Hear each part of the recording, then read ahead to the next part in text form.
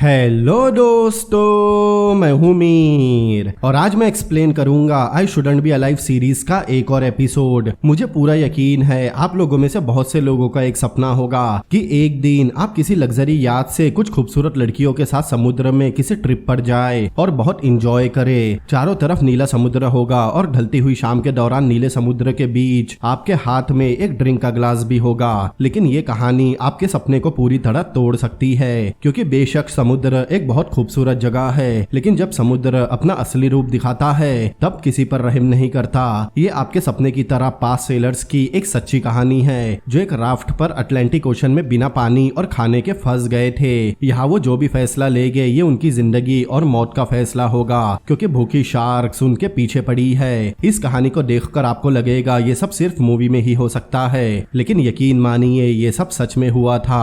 और इस एपिसोड के बाद मैं आपको कुछ और भी इन्फॉर्मेशन देने वाला हूँ, इसीलिए इस वीडियो को अंत तक जरूर देखें। और आगे बढ़ने से पहले मैं आपको किसी से मिलाना चाहता हूँ। ये है मेरी दोस्त आकांक्षा। नमस्कार मंडळी आणि त्यांच्या संगिनी, मी आकांक्षा आभारी आहे माझ्या मित्राची म्हणजेच मीरची, ज्याने मला ही संधी दिली। मित्रांनो, माझंही एक युट्यूब चॅनल आहे ज्याचं नाव आहे मराठी सिल्वर स्क्रीन, जिथे तुम्हाला सर्व हॉलिवूड मूवीजचं एक्सप्लेनेशन ऐकायला मिळेल, ते पण आपल्या मराठी भाषेत। आणि या व्हिडिओ नंतर तुम्ही माझ्या चॅनल मराठी सिल्वर स्क्रीनला विजिट करा आणि सब्सक्राइब करू शकता, आणि लिंक डिस्क्रिप्शन मध्ये दिलीच आहे। Thank you. मेरे जो भी दोस्त महाराष्ट्र से है और उन्हें मराठी आती है और वो मराठी में एक्सप्लेनेशन देखना चाहते हैं तो जाकर आकांक्षा का चैनल जरूर सब्सक्राइब करें। So without wasting much time चलते हैं सीधा वीडियो की तरफ।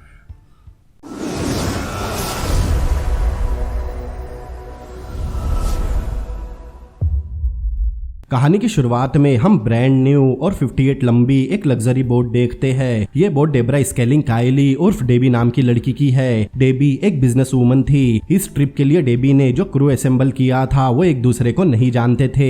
इस ट्रिप में क्रू बार हार्बर खाड़ी से न्यूयॉर्क फिर वॉशिंगटन होते हुए पोर्ट लेबॉर्डाल तक 1300 किलोमीटर का सफर तय करने वाले थे। पूरे क्रू में सबसे एक्सपीरियंस सेलर डेबी ही थी। डेबी अमेरिका की पहली महिला सेलर थी जिसने बोट की वर्ल्ड रेस पूरी की थी। डेबी को सेलिंग करना मतलब जल यात्रा करना बहुत पसंद था, क्योंकि सेलिंग करते समय आप नेचर के करीब रहते हो। डेबी ने बोट का ध्यान रखने के लिए जॉन नाम के आदमी को हायर किया था। जॉन बहुत मजाकिया और जिंदा दिल मिजाज का आदमी था। जॉन हर चीज को एंजॉय करता था। जॉन का रिज्यूमे देखते ही डेबी काफी इंप्रेस हुई, क्योंकि जॉन ब्लैक नाइट नाम की बोट पर भी काम कर चुका था। ब्लैक नाइट बोट ने अमेरिकन कप टूर्नामेंट में पार्टिसिपेट किया था, इसीलिए जॉन के बोट पर होने से डेबी को बोट की ज्यादा फिक्र करने की जरूरत नहीं थी, क्योंकि जॉन एक बहुत ही अच्छा बोट कीपर था। लेकिन जॉन अपनी गर्लफ्रेंड मेग को भी अपने साथ लाया था। मेग सेलर नहीं थी, वो बस बोट पर एंजॉय और पार्टी करने आई थी। बोट पर ब्रैड नाम का लड़का भी था। ब्रैड फिलहाल बोट पर सबसे छोटा है, उसे भी डेबी ने ही अपॉइंट किया था। ब्रैड एक ठीक ठाक सेलर था। कुछ समय बाद बोट एनापोलिस सिटी बीच पर पहुंची। दरअसल वहां से उन्हें एक और सेलर को पिकअप करना था।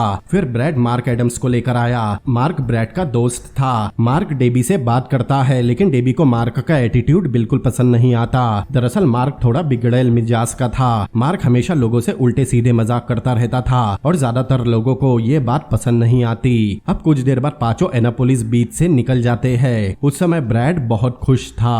पहला दिन बहुत नॉर्मल था। अब रात भी हो गई थी। बोट भी अपने शेड्यूल पर ही चल रही थी। लेकिन ये हालात ज्यादा देर नहीं रहते, क्योंकि कुछ घंटों बाद एक तूफान आ गया। तब डेबी और ब्रैड सो रहे थे। तभी अचानक जॉन उनके पास आया। दरअसल मेग डेक पर थी और लहरों का झटका लगने से वो किसी चीज से टकरा गई। उसे बहुत बुरी चोट लगी है। डेबी को समझ नहीं आता अचानक ये तूफान कहाँ से आ गया। दरअसल समुद्र में तूफान आकर चले जाते हैं, ये बहुत आम बात है, लेकिन ये तूफान कुछ अलग था। डेबी और ब्रैड मेग के पास जा रहे थे। उस समय बोट बड़ी बड़ी लहरों से जूझ रही थी, लेकिन इस समय भी डेबी और ब्रैड काफी खुश थे, क्योंकि ये भी उनके ट्रिप का ही हिस्सा था। वही ऊपर डेक पर मार्क बहुत इंजॉय कर रहा था। दरअसल ड्रिंक करते हुए तेज बारिश के बीच ऐसे मौसम में मार्क को बहुत मजा आ रहा था। लेकिन उसे इग्नोर करके डेबी और ब्रैड मेग के पास जाते हैं। मेग जमीन पर लेटी हुई थी। जॉन बताता है मेग पीठ के बल गिर गई। डेबी बोल रही थी मेग ऐसे मौसम में डेक पर गई ही क्यों, लेकिन जॉन चिल्लाकर उसे मेग को देखने कहता है। डेबी देखती है मेग के किडनी के साइड में अंदरूनी चोट लगी है। उसे देखकर ही समझ आ रहा था वो बहुत दर्द में है। तब मेग जॉन को उसे घर ले जाने कहती है। तब तुरंत जॉन रेडियो के पास जाकर कोस्ट गार्ड से कांटेक्ट करने की कोशिश करता है, लेकिन उसका संपर्क नहीं हो पा रहा था। अभी भी बोट लहरों के बीच जूझ रही थी। अब डेक को संभालने की बारी डेबी और ब्रैड की थी। ऊपर जाते ही उन्होंने देखा हालात काबू से बाहर होते जा रहे हैं। हवाएं 60 किलोमीटर प्रति घंटे की रफ्तार से चल रही थी। वही मार्क दारू की बोतल हाथ में लेकर व्हील संभाल रहा था। डेबी उसे चिल्लाती भी है लेकिन मार्क को कोई फर्क नहीं पड़ता।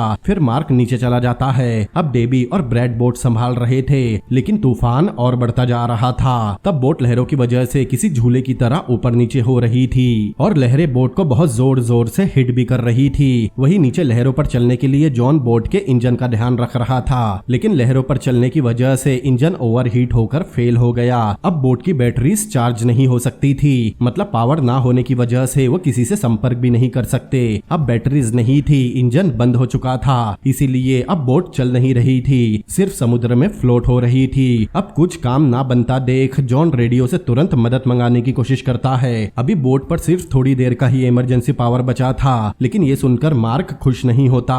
वही डेबी ने भी कभी किसी कोस्ट गार्ड से मदद नहीं मांगी थी क्योंकि उसके लिए किसी से मदद मांगने का मतलब गिव अप करना था। लेकिन जॉन की पहली प्रायोरिटी मेग को बचाने की थी। वही मार्क ऊपर जाकर डेबी और ब्रैड से बहस करने लगा क्योंकि उसे वापस नहीं जाना था। वही नीचे जॉन का कोस्ट गार्ड से संपर्क हो जाता है। वो तुरंत उन्हें अपनी लोकेशन बताता है लेकिन कुछ देर बाद ही बोट की बैकअप पावर भी खत्म हो जाती है जिससे रेडियो भी बंद हो गया था। अब कुछ घंटों तक बोट को संभालने के बाद डेबी और ब्रैड वापस आराम करने आए और ऊपर डेक फिर से मार्क संभाल रहा था। तब डेबी को मार्क के चिल्लाने की आवाज आती है जैसे कोई एंजॉय करते हुए चिल्लाता है। तब डेबी सोच रही थी मार्क पानी में ही गिर जाए लेकिन उसकी फिक्र ना करते हुए डेबी सोने चली गई क्योंकि वो काफी थक भी चुकी थी। ब्रैड भी आराम करने आया था लेकिन उसे काफी डर भी लग रहा था कि बोट कहीं से टूट ना जाए। वही इंजन बंद होने की वजह से मार्क भी बोट के पर्दे बांध कर वापस आकर सो गया लेकिन ब्रैड को नींद नहीं आ रही थी। उसे लग रहा था हालात और खराब होने वाले हैं क्योंकि तेज हवाओं और लहरों की वजह से बोट बहुत ज्यादा इधर उधर हो रही थी। और कुछ देर बाद वही हुआ जिसका ब्रैड को डर था। अचानक उसे कुछ टूटने की आवाज आई, फिर बोट में पानी भरने लगा। उसने जाकर तुरंत डेबी को जगाया। तब तक बोट में थोड़ा पानी भर चुका था। अब बोट डूब रही थी और जॉन किसी से मदद बुलाने की कोशिश कर रहा था। तब डेबी ने ऊपर डेक पर जाकर देखा, वहाँ बहुत तेज बारिश हो रही थी लेकिन बोट के आसपास उसे बस अंधेरा ही दिखाई दिया। अब किसी भी समय ये बोट किसी पत्थर की तरह पानी में डूबने वाली थी। तब सबसे पहले किसी की भी परवाह किए बगैर खुद की जान बचाने डेबी पानी में कूद गई। वही डेक पर मार्क इमरजेंसी राफ्ट को खोलने की कोशिश कर रहा था लेकिन वो नहीं खुलता।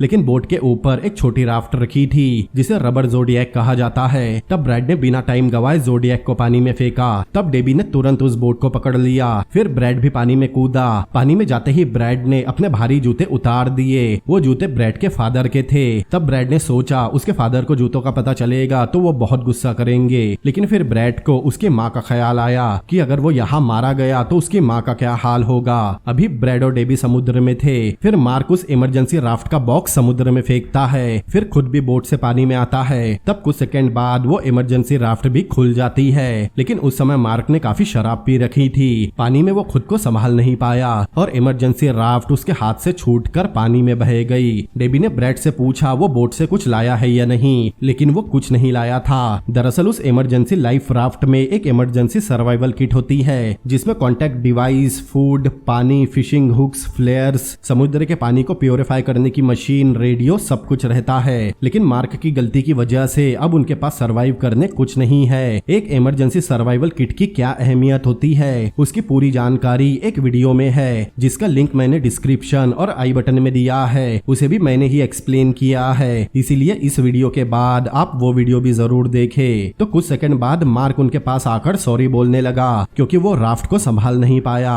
लेकिन बिना इमरजेंसी सर्वाइवल किट के उनके बचने की उम्मीद ना के बराबर थी। थोड़ी देर बाद जॉन भी वहां आ गया लेकिन वहां मेग नहीं थी। उन्होंने देखा बोट लगभग डूब चुकी है और मेग बोट की रस्सी पकड़कर वही खड़ी बस चिल्ला रही है। मेग बहुत डर गई थी। चारों उसे अपने पास बुला रहे थे लेकिन उसे समझ नहीं आ रहा था वो क्या करे। लेकिन डेबी को पता था अगर मेग वहां से नहीं हटी तो बोट के साथ डूब जाएगी। इसीलिए डेबी तैर कर उसके पास गई और उसे जोडियक के पास लेकर आई। अब पांचों ने जोडियक को पकड़ा हुआ था। तब डेबी ने अपनी बोट को डूबते हुए देखा। अब बोट का सिर्फ पोल दिख रहा था। फिर थोड़ी देर बाद वो भी डूब गया। तब ब्रैड को लगा जॉन ने कुछ देर पहले ही कोस्ट गार्ड से कांटेक्ट किया था तो हो सकता है वो उन्हें बचाने आ रहे हो। उन्हें बस जोडियक के साथ बहते रहना होगा।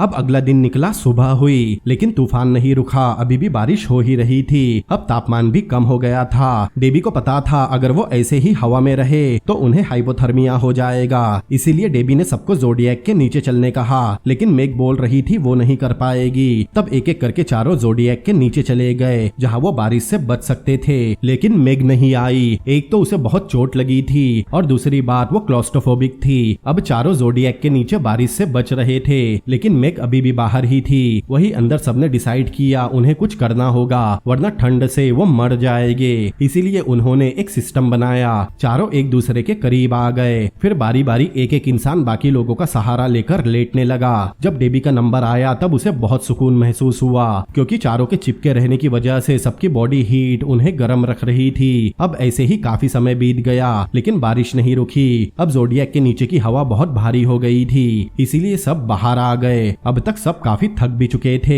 इसीलिए उन्होंने फैसला किया वो जोडियक बोट को सीधा करेंगे। उन्होंने बोट को सीधा किया और सबसे पहले मैक को ऊपर चढ़ाया। तब डेबी ने देखा मैक के पैर में बहुत गहरी चोट लगी है। उस चोट को देखते ही डेबी समझ गई थी कि अगर उन्हें जल्दी ही मदद नहीं मिली तो इस चोट की वजह से मैक बच नहीं पाएगी। अब डेबी को छोड़कर बाकी सब ऊपर चढ़ चुके थे, लेकिन मार्क को लग रहा था यहाँ बहुत ठंड है, वो ठंड से कुछ देर में ही मर जाएंगे। तब जॉन उसे चिल्लाकर कहता है अगर उसे इतनी ही ठंड लग रही है तो वो वापस पानी में चला जाए। तब मार्क सच में पानी में वापस आ गया। वहाँ डेबी पहले से थी। वो दोनों कुछ मिनट ही वहाँ थे, लेकिन मार्क डेबी से कहने लगा वो उसे किक मारे, लेकिन डेबी मार्क को बिल्कुल भी टच नहीं करना चाहती थी। अब मार्क की बातों से परेशान होकर डेबी ने पानी में अपना सिर डाल दिया। तभी उसे कुछ परछाई दिखाई दी। पहले डेबी को लगा वो कोई मछली है, लेकिन कुछ ही देर बाद उनमें से एक डेबी के करीब आई। तब उसे समझ आया वो शार्क्स है, वो भी एक नहीं बल्कि सैकड़ों। उस समय तक शार्क्स चारों तरफ आ चुकी थी। डेबी ने तुरंत सबको बताया यहाँ शार्क है, और तुरंत मार्क और डेबी ऊपर आ गए। ये सुनते ही सब बहुत घबरा गए थे।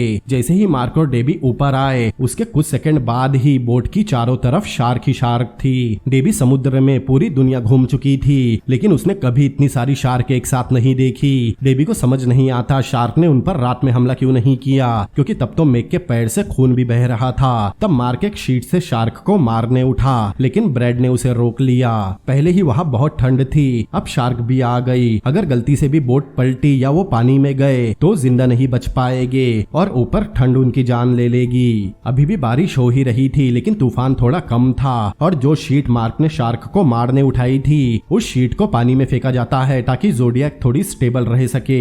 तब डेबी और ब्रैड ने डिसाइड किया वो उस शीट को पानी में फेंकेंगे ताकि जोडियक थोड़ी स्टेबल हो जाए। लेकिन जैसे ही ब्रैड ने उसे बांधकर पानी में फेंका तब एक शार्क ने उसे अपने मुंह में पकड़ लिया और उनकी बोट को खींचने लगी। वो सब कोई छोटी मोटी शार्क नहीं थी, वो इतनी बड़ी शार्क थी कि उसमें 13 फीट लंबी बोट और उस पर बैठे 5 लोगों को खींचने की ताकत थी। तब तुरंत ब्रैड ने उस रस्सी को बोट से खोल दिया और उनकी बोट रुक गई। अब शाम होते होते तूफान रुक गया था, लेकिन शार्क अब भी वही थी। इस समय चारों ही भूखे और प्यासे थे, और रात में पड़ने वाली ठंड उन्हें जमा सकती है क्योंकि वो पहले से ही गीले हैं। अब कुछ देर बाद रात भी हो गई और बिजली भी कड़क रही थी, मतलब कभी भी बारिश हो जाएगी। पांचों सहमे हुए बैठे थे, लेकिन तभी मेग को सामने एक लाइट दिखाई दी। तब सब लाइट की तरफ पेडल मारने लगे, लेकिन ब्रेड शांत बैठा था क्योंकि उसे पता था जब पर शिप पर मौजूद कोई उन्हें देख न ले तब तक कुछ नहीं हो सकता, और ऐसे बेवजह पेडल मारने से उसकी एनर्जी बर्बाद होगी। जबकि उन्होंने 2 दिनों से कुछ नहीं खाया।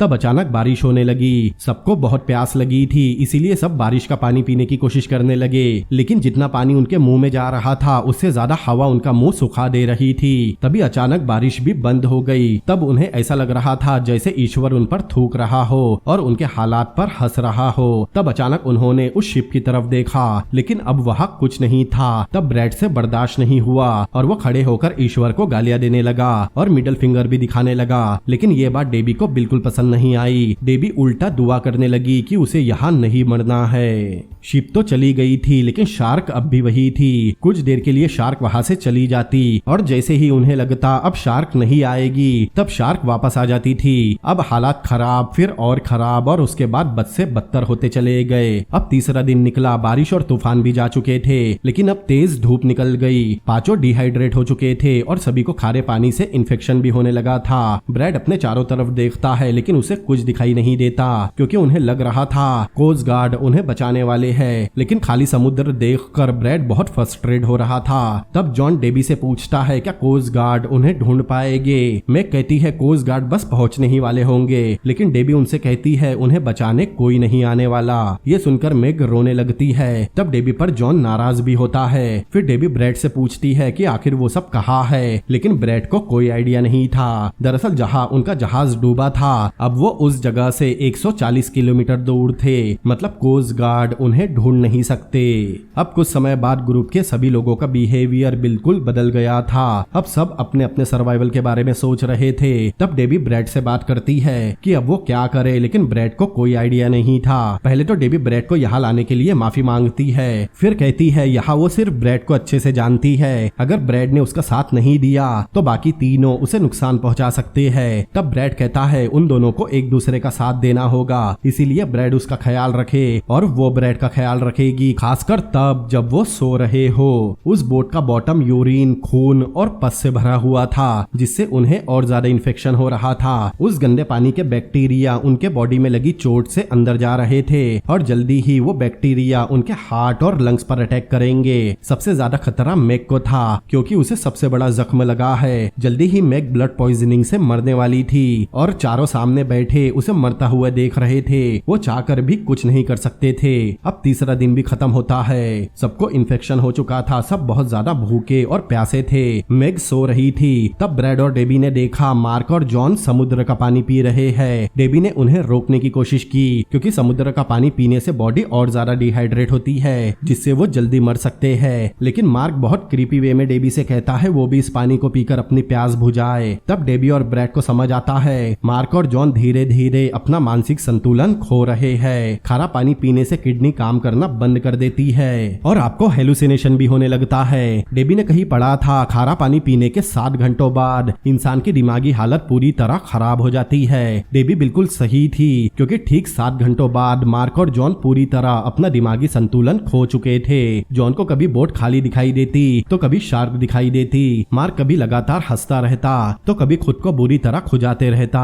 ये बोट पर उनका चौथा दिन था। मार्क और जॉन उल्टी सीधी हरकतें कर रहे थे। तब जॉन को अपने सामने एक आइलैंड दिखाई देता है, लेकिन जब डेबी और ब्रैड वहां देखते हैं वहां कुछ नहीं था, लेकिन जॉन को आइलैंड दिखाई दे रहा था। दरअसल उसे हेलुसिनेशन हो रहे थे। ब्रैड उसे समझाने की कोशिश करता है कि वहां कुछ नहीं है, लेकिन जॉन ये बात मानने तैयार ही नहीं था। ये सब पूरे दिन चलता रहा। फिर एक समय जॉन कहता है वो सब बोट में बैठे रहे और वो अपनी कार लेने जा रहा है। डेबी उसे समझाने की कोशिश करती है, लेकिन अचानक जॉन बोट से कूद जाता है। मैग उसे देख रही थी और उसे वापस आने बोल रही थी, लेकिन जॉन उसे देखकर आगे तैरने लगा। डेबी ब्रैड से कुछ करने कहती है, लेकिन ब्रैड में इतनी ताकत ही नहीं थी। धीरे धीरे जॉन उनसे दूर जा रहा था। फिर अचानक किसी ने जॉन को पानी के अंदर खींच लिया और कुछ सेकंड बाद जॉन के चिल्लाने की आवाज आई। फिर सब शांत हो गए। तब शौक में किसी के आंखों से आंसू नहीं निकले, सब खामोशी से देख रहे थे।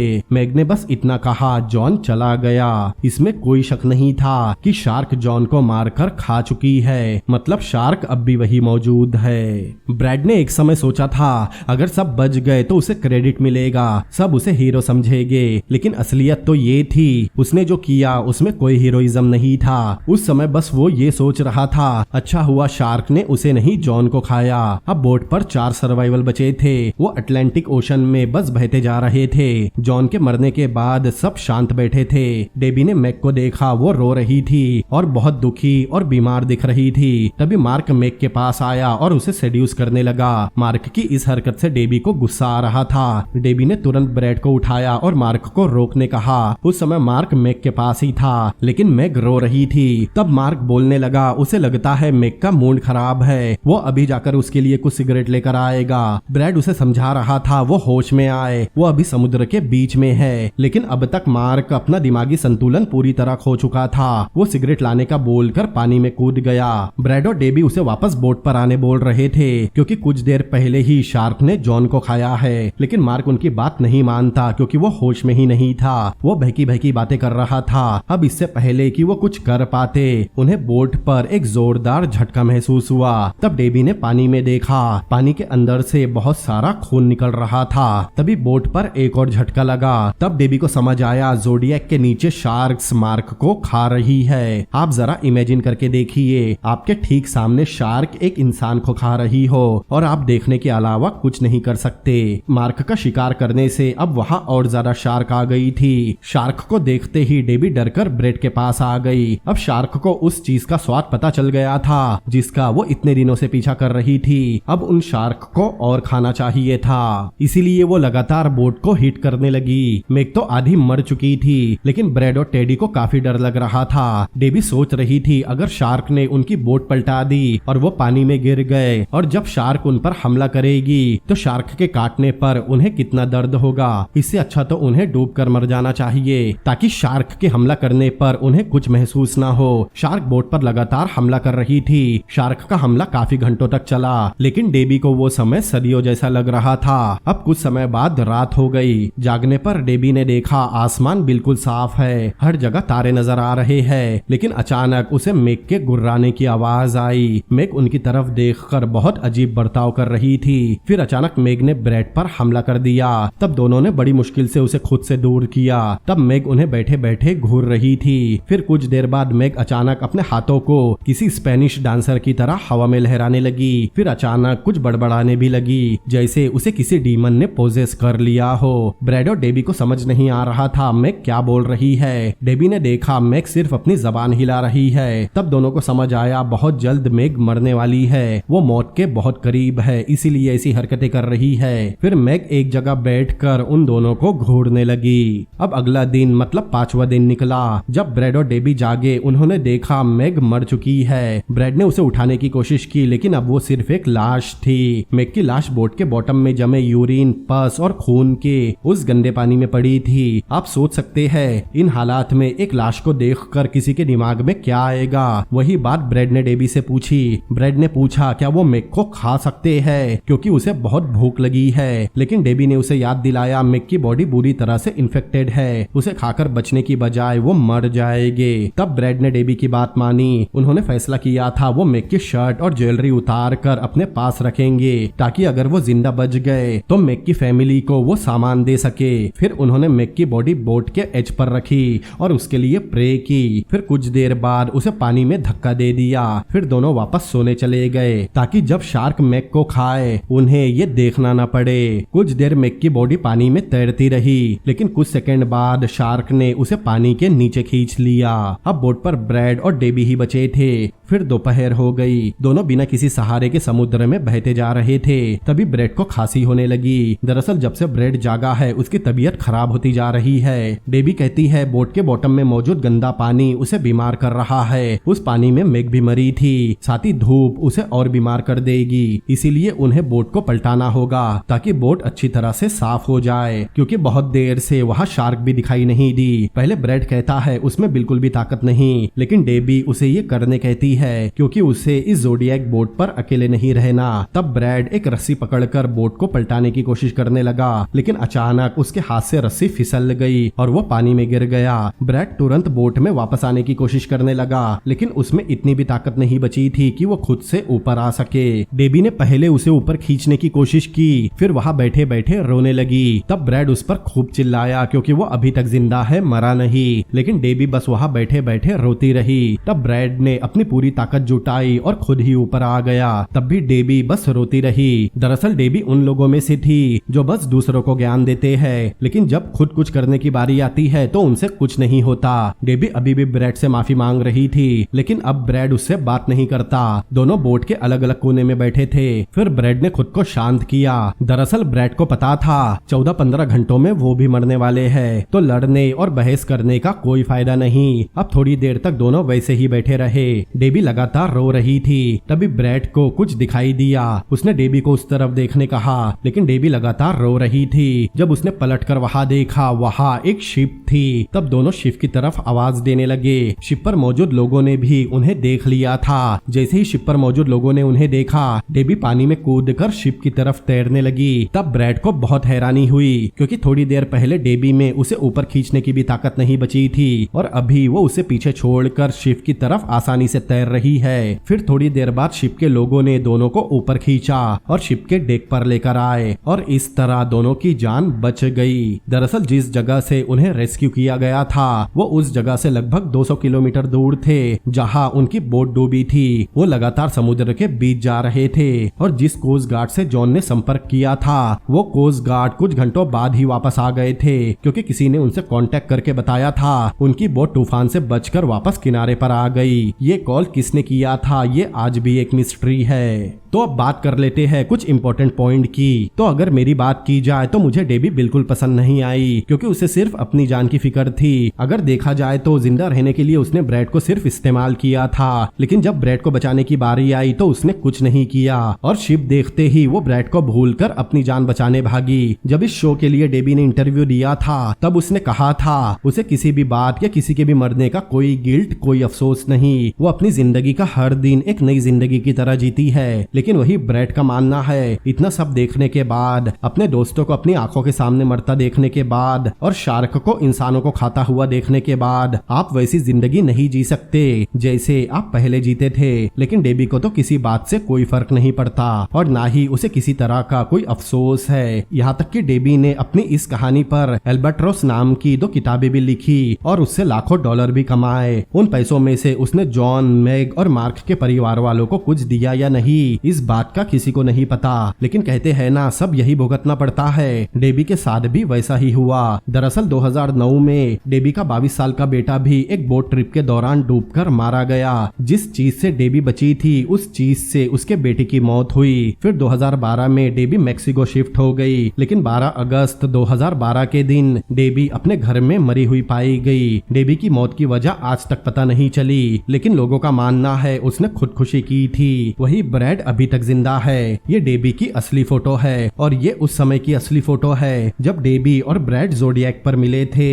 फोटो में भी साफ दिख रहा है दोनों अलग अलग बैठे थे। डेबी की 2 बार शादी हुई और दोनों ही बार उसका तलाक हुआ था। तो दोस्तों आपके मुताबिक इन सब में सबसे बड़ी गलती किसकी थी? अगर मेरी बात की जाए तो मेरे मुताबिक सबसे बड़ी गलती मार्क की थी, क्योंकि मार्क उस राफ्ट को संभाल नहीं पाया जिसमें इमरजेंसी सर्वाइवल किट थी। इमरजेंसी सर्वाइवल किट समुद्र में कितना काम आती है ये देखने के लिए आप आपके राइट साइड वाला वीडियो देख सकते हैं, जिसमें एक आदमी 76 दिनों तक समुद्र में सिर्फ अपनी सर्वाइवल किट की वजह से बचा था। तो दोस्तों आपको क्या लगता है डेबी के बारे में मेरा सोचना सही है या गलत? आप क्या सोचते हैं मुझे अपने ओपिनियन कमेंट करके जरूर बताएं। और अगर ये वीडियो आपको पसंद आया हो तो इस वीडियो को लाइक करें, अपने दोस्तों के साथ शेयर करें और ऐसी ही अमेजिंग मूवीज के एक्सप्लेनेशन देखने के लिए मेरे चैनल को सब्सक्राइब करें। तो मिलते हैं अगली बार किसी और अमेजिंग मूवी के एक्सप्लेनेशन के साथ। Peace out.